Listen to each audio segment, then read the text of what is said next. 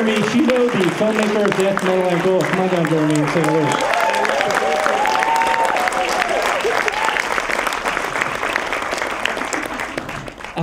This is awesome. It's just awesome to be here.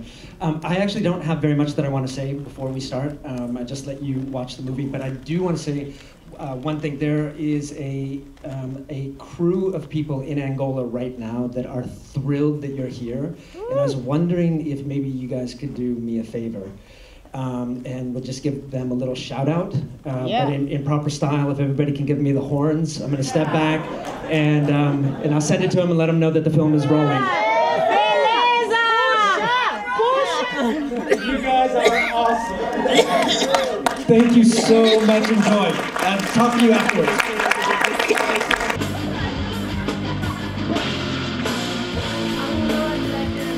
Thank you.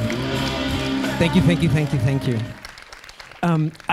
I just want to say, just before anything else, this is an extremely special screening for me, in part because it's coming home. The film is screened in probably about 30 to 40 festivals around the world, and our entire crew, almost our entire crew, is based here, and nearly every one of them is in the audience tonight, and they are exceptional. And I just would like to give just a quick shout out to all of them. There's Joe Costello, producer, standing in the back there. Hey, but talk about first, maybe starting off a little bit about how this music was such a maybe a certain level of, it was obviously therapeutic. It was just something that connected with so many young people. So it's interesting because the music kind of hit. They say in sort of 2002 at the end of the war, and the people who are particularly attracted to the really, really hard stuff are a lot of the folks who were very young throughout the war, and that a lot of the music, there's an aspect of it which is cathartic, without a doubt, and powerful. And I've been thinking that the music is a kind of music that can withstand the stories that people have to tell, or the stories that they've been told, but they're just as much about present day Angola as they are sort of the working through of traumatic experiences from the war. There's kind of there's a tremendous promise that Angola has, and I think that there's some frustration on the part of some of the guys that are playing this music, that promise isn't being fulfilled currently. On the other hand, there's another I think very important aspect of the music for me, is just the fact that it's it's a rock movement, and so there are people that are they're forming bands and forming concerts, and are creating out of the sort of fragments of society. They're actually creating a sort of community, and that is probably the greatest power of it. For some reason, it's kind of weird music. It's underground music. It's not what, and it's just a way for people to be together. And so it's incredibly, even though the lyrics might be, somewhat phantasmagoric, I think that the actual act of it is hugely loving, and is really about these people, this group of people, remarkable group of people who are sort of banding together to create something new out of the fragments and debris of what came before them. I was in Angola working on a completely different film, a film about a train line that was being rebuilt by Chinese construction workers through the middle of the country, right? And it just happens that this train line stops at that time, in 2009, stopped in this town called the Huambo.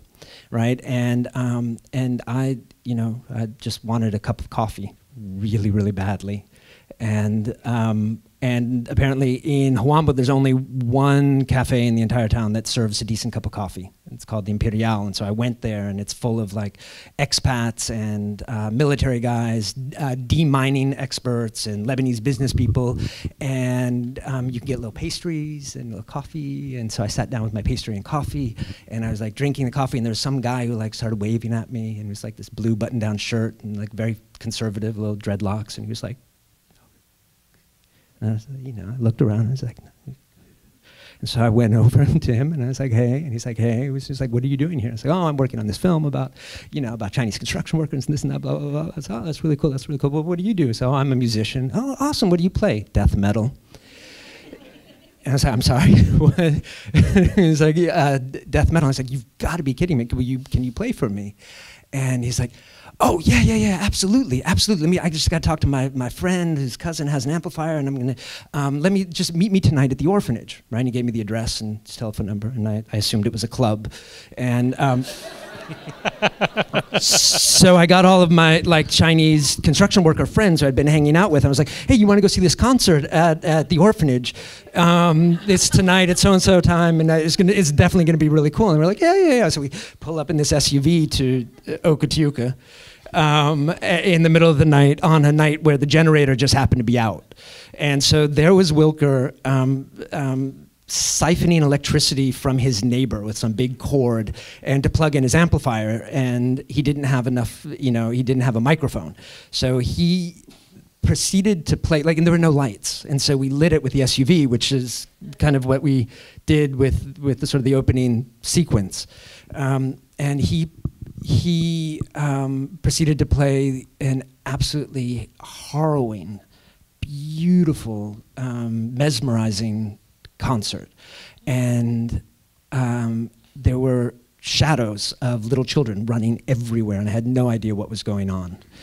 And by the end, we were all like, we kind of realized, and everybody was, all of the kids started learning Chinese, and it was this big, sort of great thing. And we said goodbye and whatever, and I went away for a year, right, and tried to raise money for my train film. And we got a little bit of money, and about a year later, I was like, okay, we're going to go back and we're going to shoot. And I called up Wilker. I was thinking, these guys might be really great subjects on this train film, which we'll see little stories along the way. And when I called him just to find out if he'd be around, he was like, oh yeah, oh my God, Jeremy, it's so great that you're coming. We're organizing the first ever national rock concert, and you are going to film it. It was like, okay. And so I was like, all right, let's figure this out. And I still wasn't sure. And then I found a couple of old metalheads in New Jersey who wanted to produce the film. And next thing you know, we're back, and I'm doing their bidding, making a film. And at that time, I wasn't sure that it would turn into anything quite like this. But over time, it kind of, it turned out, to become deeper and deeper of an experience. And I also got to know Sonia and the story of the kids in a way that I never expected that part of the story to resonate as much for me until we were there with a great little crew. Is there a soundtrack available?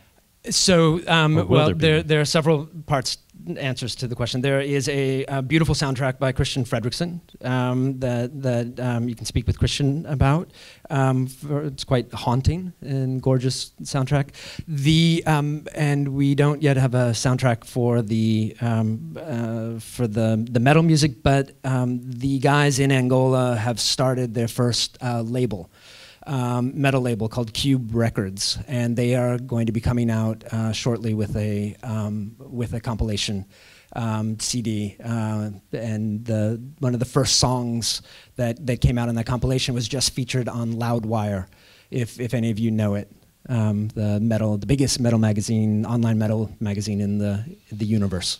Thank you, Jeremy, Xido, and another round of applause for such a wonderful documentary here at DOC NYC. Thank you very much. Thank you much.